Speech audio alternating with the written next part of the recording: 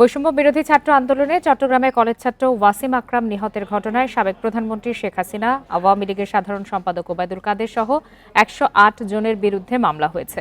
গতরাতে নগরীর পাঁচলাইশ থানায় মামলাটি করেন নিহতের মা জ্যোৎস্না বেগম। গত ১৬ জুলাই পাঁচলাইশে শিক্ষার্থীদের ওপর হামলার ঘটনা ঘটে। প্রিয় নম্বর সেট করে বিকাশে সেন্ড মানি করুন ফ্রি। এ সময় পুলিশের গুলিতে নিহত হন ওয়াসিম আকরাম।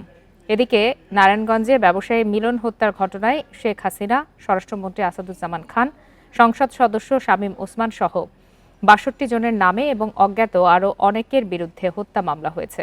এছাড়া রংপুরে অটোচালক মানিক হত্যার ঘটনায় শেখ হাসিনা সহ ১১৯ জনের বিরুদ্ধে মামলা করেছেন নিহতের মা।